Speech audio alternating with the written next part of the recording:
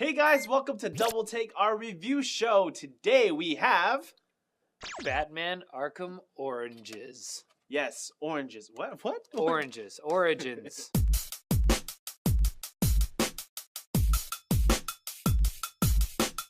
Batman Arkham Origins.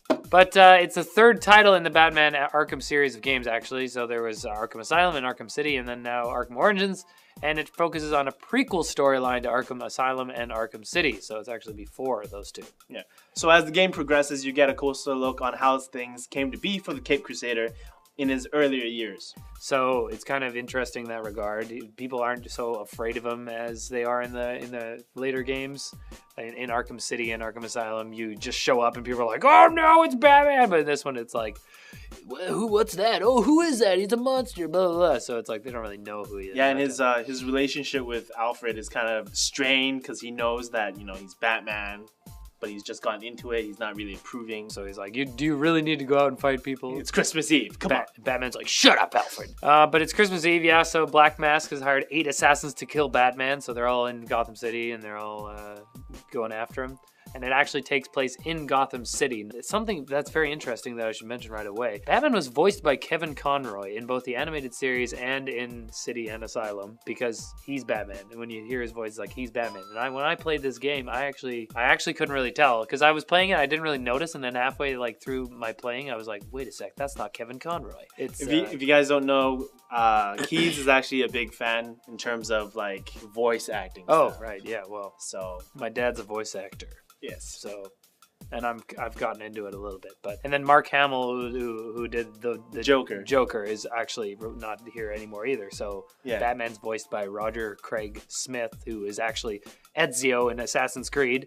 And then you have Troy Baker as Joker, who was Booker in the BioShock Infinite series. The gameplay is pretty much the same as the previous 2 titles. Now you played Asylum. I just only played Asylum. Yep, I didn't really get a chance to get into City at all, so picking this up and being able to play is cool. Yeah, so it's the same mechanic. They have the free flow system, so we wail on people until somebody comes up and is like, oh, they're attacking you, and then you have to press counter. So it's kind of just this you press the right button at the right time, which we'll get into why I find that kind of annoying. But all the upgrades, most of the upgrades are present from the previous games, which I didn't know about. Yeah. In Arkham Asylum, you don't do a lot of grappling and then gliding, which was something that was prominent in Arkham City. Right. Which I didn't know about because I didn't play. So when they told me about the grapnel accelerator when I'm jumping off bridges and onto rooftops, I was like, whoa, this is awesome. Yeah, so you actually start out with the accelerator. That's when you grapnel on something and then you double press A and then you go whoosh and over it and then glide. That sound effect really helped with it, I'm sure. But the map, which is Gotham City, it's actually 2 times bigger than Arkham City. And there's a ton more verticality, so there's way taller buildings and stuff, so you can actually just grapnel up, keep going up, and then glide across the entire city. So it's actually a huge sandbox, which is pretty cool. You can't help noticing that playing Assassin's Creed and stuff, there's actually you look at the map and you're like, this could actually be a real city. Yeah. There's all these tons of side streets, and actually the scale of it kind of looks like almost real city, and same in GTA or whatever. Yeah. I mean, GTA 5 is supposed to it's LA, a massive map, but playing those games and then looking at the map for Gotham City is this looks like a small town. I mean, when you're in it, you look around, you're like, oh, it's a giant city, but really the scale of it, I don't know, it just didn't seem as big. But maybe that's just me. How far did you get in the game? I actually got right up to the point where you're supposed to find the penguin, but for some reason the game just stopped randomly. The music kept going, I pressed the Xbox home button, the menu still popped up, so the game technically wasn't frozen, it was just blank for 15 minutes. I was like, I need to sleep now. It's 3 a.m. My game actually did that too, but I took it one step further and restarted the Xbox. But the campaign is short, like the other ones. I mean, I haven't actually played the whole thing, but from what I hear, it's about 12 hours. When I play games, I like to play the campaign. I mean, multiplayer is kind of an afterthought for me. With first-person shooters like Battlefield and stuff, that's super fun playing with people. Yeah, because that's a big multiplayer-based operation. Yeah, so what I love about games is the story. So kind of annoys me with this game a little bit in that the campaign is sort of short, and then they try to make that up with challenges and training and stuff. So actually in this game, the training area is in the Batcave. And yes, you can walk around in the Batcave. There's you have your Bat Jet or what? Ah, dang it.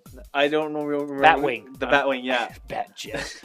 And then they had the Bat suit chamber where it came up from the ground, and the Batman suit was in the glass. I was like, oh, that's pretty cool. Yeah, so you can actually kind of like walk around and hang out in your Batcave because, you know, I just play it just to hang out in there because it's just a really cool space. Actually, you see your Batmobile in the Batcave and like partially constructed. It's like you look at it in detective mode and it says mobile assault vehicle or something. Challenges and training, they try to make up the short try to make up for the short campaign with the challenges and training, which I kind of find annoying, but that's just me. I mean, like Wheels, for example, he loves collecting all the trophies and the physical challenges. We were talking to him about this, but yeah, we had a big debate over it. Huge debate right before we actually filmed this.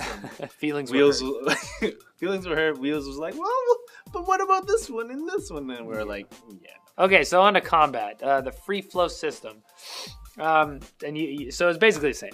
Pretty much the same, yep. Aside from a few different animations with like finishers and stuff. Yeah. Pretty much the same. Once you especially start fighting the boss fights and stuff, it kind of starts to feel like a Prince of Persia / Force Unleashed thing where it's like, it's a cutscene, and then to make the cutscene keep going, you have to press X, and as a big X comes up, it's like, press this. Cutscenes with buttons. I mean, it's super cool to watch Batman fighting Deathstroke. Like, that's what I got to. I got up to where you fight Deathstroke. I won't tell you where it is or anything. Hopefully that's not a spoiler.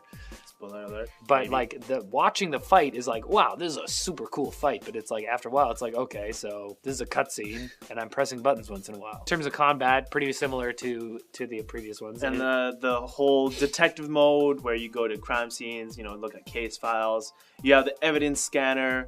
And the one thing that I really liked, which I don't remember in Arkham Asylum, was you were able to visually recreate what happened at the scene of the crime. Right. And then if you were going to look for certain things like lost evidence, you could scrub through the replay that was recreated for you and like go through it in slow motion to find, say, you know, something that was thrown against the wall and then like shattered against something else and bounced off into. Anyways, that was pretty cool. I thought that feature was really neat. That was pretty cool. I mean, like, when I was playing it, I was like, how is this even possible to like reconstruct the fact that this guy got blown over here? Batman from the is shrapnel. a psychic. Yeah, well, regardless of the realism of it, it was kind of a cool little feature. How'd you think it looked? I actually thought the gameplay looked just as good as the cinematics. I'm not too sure whether or not they changed anything within the game engine or whatever. Arkham Asylum was still on the 360, so we're still playing on the same hardware. I felt the gameplay was just as good as cinematics. It's still, I mean, it looks pretty good. I mean, it's Xbox 360. Okay, enjoyment. So how'd you like the game, Jay? It was moderately fun. I mean, at a certain point, combat got a bit like repetitive, like a bit uninteresting. Where I ended up, XX. Y, X, X, B, turn off my brain, sort of. I mean, that's what you look like when you're playing a video game anyways. Yeah.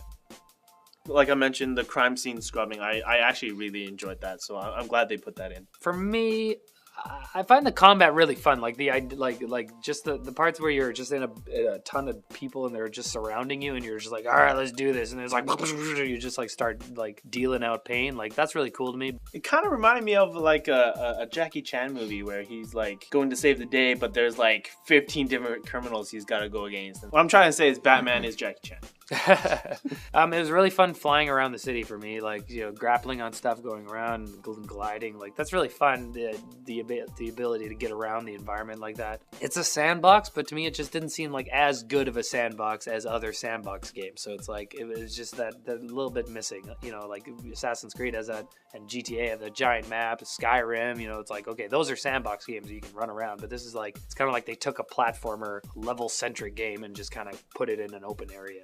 but I would rather have them like not spend so much time on like, oh, I'm gonna collect all the Riddler stuff and just put more time into the campaign and make a better story. But it's hugely replayable. Yeah, I mean, you've got all the different story modes. You've got you can start new game plus, where you can have all your unlocked gadgets and like powers and whatnot. So once you beat the game, you can play it again with all your gadgets. Then there's challenge mode, and then there if you got like and then I am the night mode. I am the night mode, where if you beat the game completely, if you beat New Game Plus completely, you would get I am the night mode, where Batman has no saves and just one life. So you basically have to do the whole thing in one run. Yeah. Basically, like, if you want to keep playing that same gameplay of, like, guys are coming at me, bam, bam, bam, bam, bam, bam, and getting better at that, then, yeah, it's hugely replayable. Yep. Okay, so what would you give this game, Jack?